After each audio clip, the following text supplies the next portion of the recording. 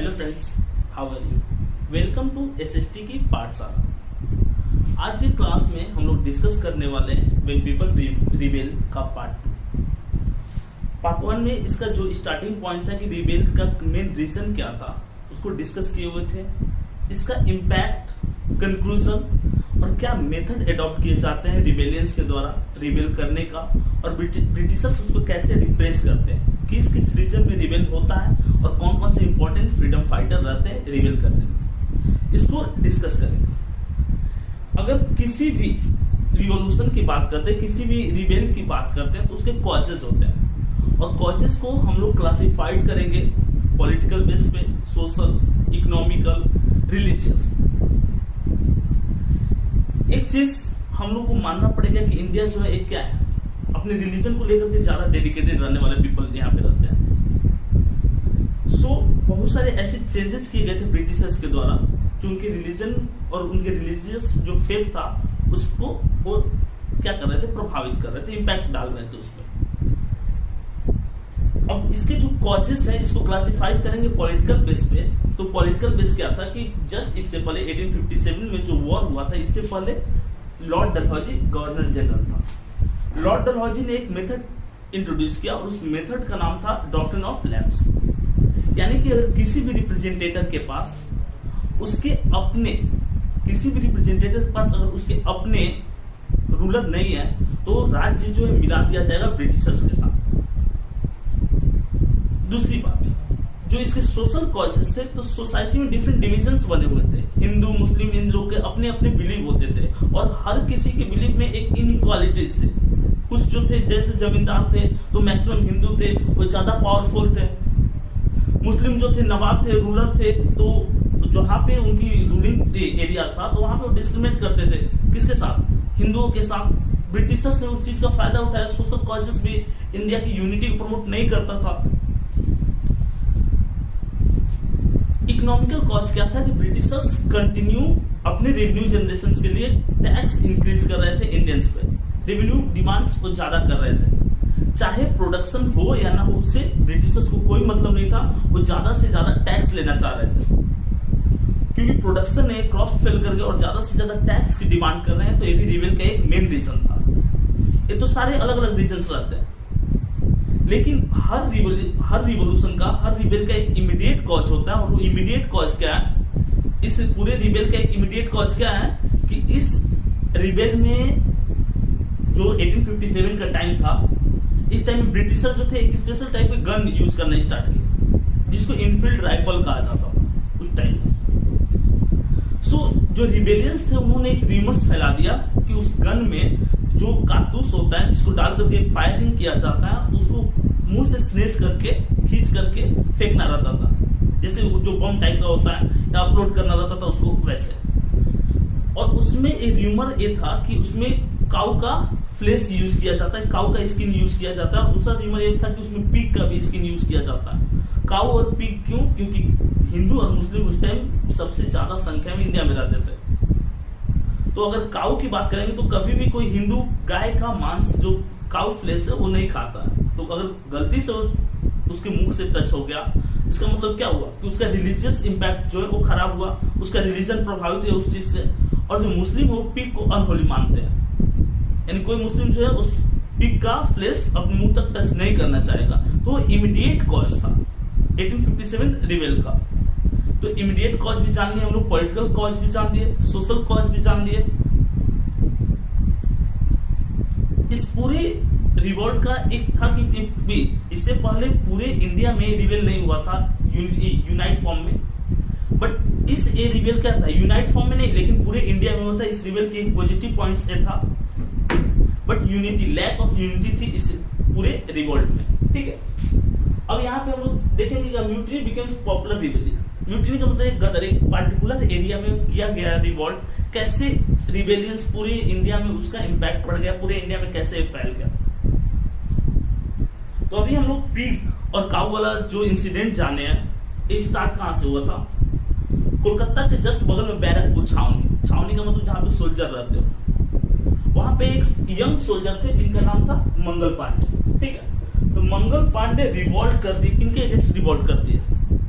Britishers के against. Revolt करने के कॉजेस इनफील्ड राइफल वाला भी था, और सेकंड की वेजेस जो था, वर्क दोनों का सेम था। ब्रिटिशर्स सोल्जर जो थे और इंडियन सोल्जर दोनों का वर्क सेम था, लेकिन वेजेस में डिफरेंसेस बहुत ज्यादा होता था। ब्रिटिशर सोल्जर को ज्यादा पे किया जाता था, इंडियन सोल्जर को कम पे किया जाता था।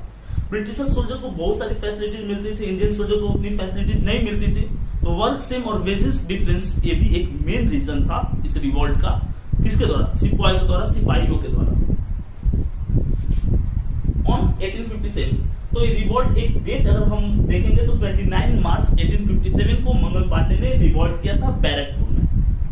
ठीक है, अब यहाँ देख लीजिए, for attacking his officer in Barrackpore. अलग बात है कि रिवॉल्ट करने के बाद उन्होंने शूट कर दिया था अपने सीनियर ऑफिसर्स को, पकड़ करके फिर इनको एग्जीक्यूट कर देता है, फांसी दे देता है। तो बस रिवॉल्ट वहीं पे खत्म नहीं हुआ। जब एक इंडियन सोल्जर को इस तरह से फांसी दिया गया रिवॉल्ट करते हुए, तो उसका इंपैक्ट पूरे इंडिया में जो भी ब्रिटिश छावनी थी, चाहे मेरठ ले लेंगे या कहीं इंडिया के किसी भी रीजन में, तो सारे जो सोल्जर थे, एक तो ब्रिटिशर्स के अगेंस्ट में पहले से उनके अंदर गुस्सा था, तो अपने एक तरह से फूट गया वो गुस्सा।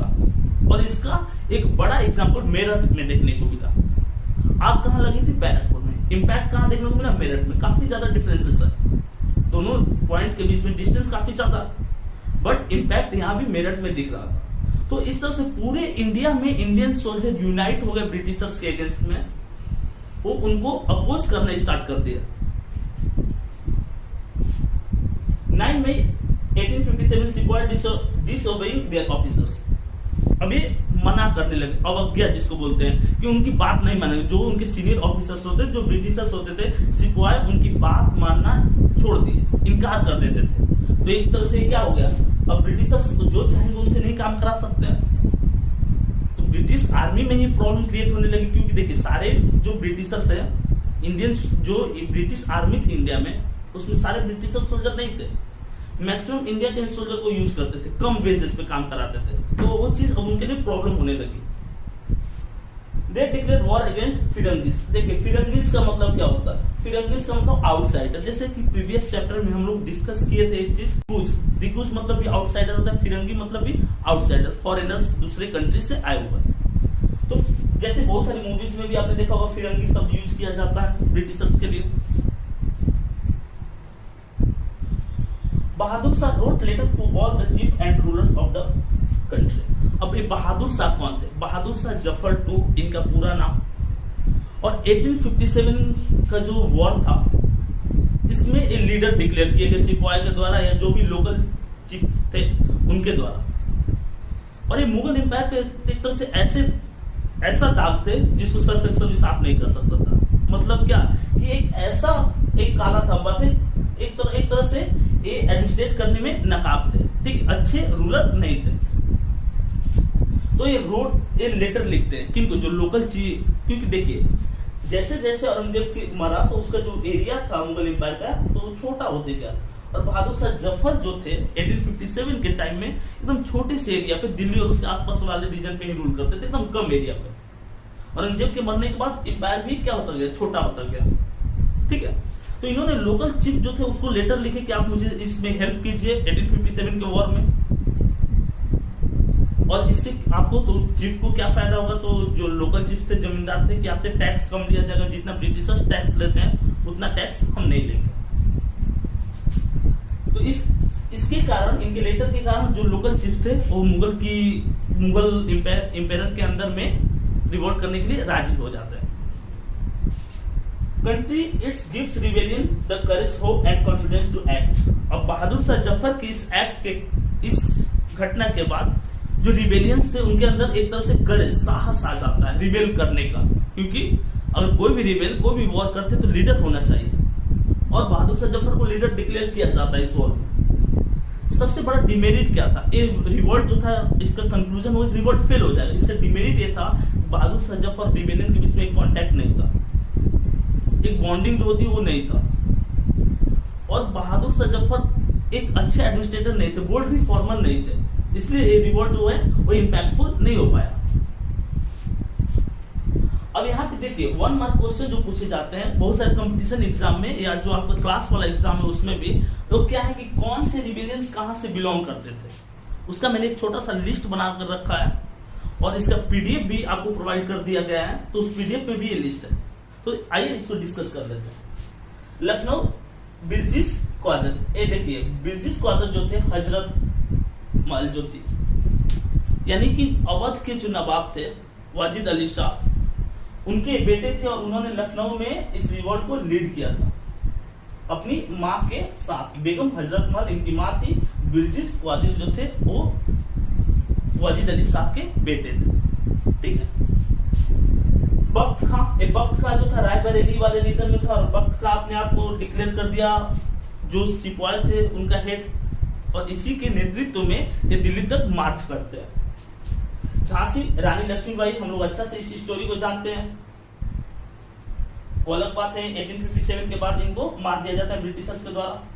तात्या टोपे कौन थे? तात्या टोपे जो थे वो जनरल थे नाना साहब के, नाना साहब यानी कि पेशवा बाजीराव टू के दत्तक पुत्र, गोद लिए हुए पुत्र, एडॉप्टेड जो सन थे। ठीक है।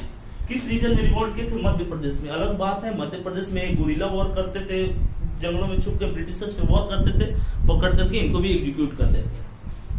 कंक्लूजन क्या आ रहा है कि रिवोल्ट स्टार्टिंग में करते हैं, फिर ब्रिटिश कमबैक भी करेंगे और इनको एग्जीक्यूट कर देंगे।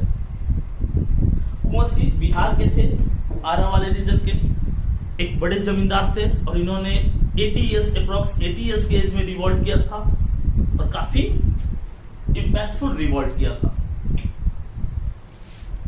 मतलब वॉर में नहीं होते दांत खट्टे कर देना, इस तरह से इन्होंने ब्रिटिशर्स के दांत खट्टे कर दिए थे। रानी अवंतीबाई रामगढ़ वाले रीजन में रिवोल्ट की थी और अहमदुल्ला शाह और फैजाबाद, अहमदुल्ला शाह जो थे वो फैजाबाद वाले रीजन में रिवोल्ट किए थे। ठीक है। तो डिफरेंट रिवेलियंस, इसके अलावा बहुत सारे और भी रिवेलियंस है, उसका लिस्ट आपको पीडीएफ में दिया गया है। एक छोटा सा डिस्क्रिप्शन दिया गया ताकि आपके माइंड में चीज सेट रहे। गजीज were also known as rebellion. गजीज का मतलब क्या हुआ? रिवेलियंस हुई, गजीज कहा गया।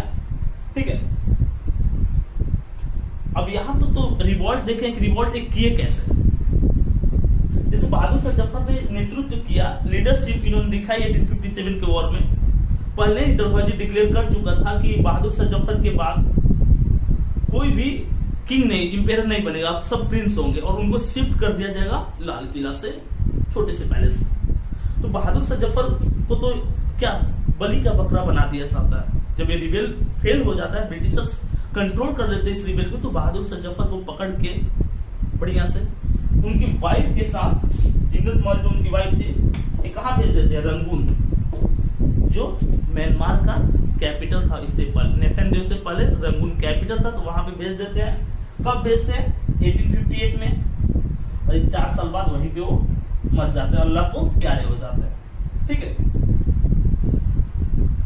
उसके बाद जिन जिन सिटी पे कंट्रोल किए थे रिबेलियंस, वहां क्या करते हैं? रिइंफोर्समेंट फोर्स भेज करके 2 सालों तक लगभग वॉर चलती है और उसमें फिर ब्रिटिशर्स रिगेन कर लेते हैं पावर। अब इस वॉर के बाद चेंजेस क्या हुआ? इस रिबेल के बाद क्या कुछ पॉलिटिकल सोशल स्टेटस में चेंज हुआ? तो एक सबसे बड़ा चेंज क्या था? Power transfer to British government. 1857 war से पहले पावर जो थे ईस्ट इंडिया कंपनी के पास था। इस रिवोल्ट, इतनी बड़ी रिवोल्ट के बाद पावर ब्रिटिश गवर्नमेंट के पास चला गया। सेकंड पॉइंट था the governor general of India given the title of viceroy. Governor general जो होते थे हेड रिप्रेजेंटेटिव होते थे ईस्ट इंडिया कंपनी के। पोजीशन रैंक सेम लेकिन नेम अलग हो जाएगा। वायसराय जो होते थे सेम उसी पोजीशन पे, head representative of British government in India. ये भी हेड रिप्रेजेंटेटिव थे लेकिन ईस्ट इंडिया कंपनी के थे, और जो वायसराय थे वो ब्रिटिश गवर्नमेंट के थे। ठीक है। The proportion of Indian soldiers in the army would be reduced. अब कम कर दिया गया संख्या, इंडियन सोल्जर की जो संख्या थी उसको कम कर दिया गया ताकि इतने बड़े रिवोल्ट नहीं फेस करना पड़े, क्योंकि इस रिवोल्ट में इंपॉर्टेंट रोल प्ले किए थे Indian soldier. Policies were made to protect landlords and zamindar. अभी तक क्या हो रहा था कि जितनी रेवेन्यू की डिमांड, एक कंटिन्यू रेवेन्यू इंक्रीज करते थे जमींदार और लैंडलॉर्ड्स के अगेंस्ट। तो यहाँ पे उनके लिए भी, उनके भी जो राइट थे उसको प्रोटेक्ट करने के लिए एक्ट बना। इस तरह से इसका जो पार्ट 2 है वो कंप्लीट होता है। इसके बाद भी अगर कोई डाउट है आपको तो आप कमेंट करके पूछ सकते हैं, और एसएसटी से रिलेटेड डाउट है, किसी भी तरह का कोई भी डाउट तो आप हमारे टेलीग्राम चैनल का जो डिस्कशन ग्रुप है उसको ज्वाइन कीजिए। उसमें हम लोग अवेलेबल रहते हैं ऑलवेज, आपका हर डाउट क्लियर किया जाएगा। और दूसरी बात कि अगर आप एक अच्छा प्रिपरेशन करना चाहते हैं, चाहे वो बोर्ड का हो, क्लास 10 का या किसी भी क्लास का, स्पेशली क्लास 10 और कोई भी क्लास, उसके लिए हम लोग क्या करते हैं, सब्जेक्ट वाइज पीडीएफ अवेलेबल करा रहे हैं, क्विज है, क्वेश्चन आंसर है, टेस्ट सीरीज है, ठीक है, वीडियो है, पीडीएफ है। तो इन सारी चीज अगर आप करना स्टार्ट कर दीजिएगा तो मेरे अकॉर्डिंग कहीं कोई भी डाउट आपका नहीं बचेगा और आप टॉप स्कोरर रहिएगा। तो चलिए मिलते हैं नेक्स्ट वीडियो के साथ।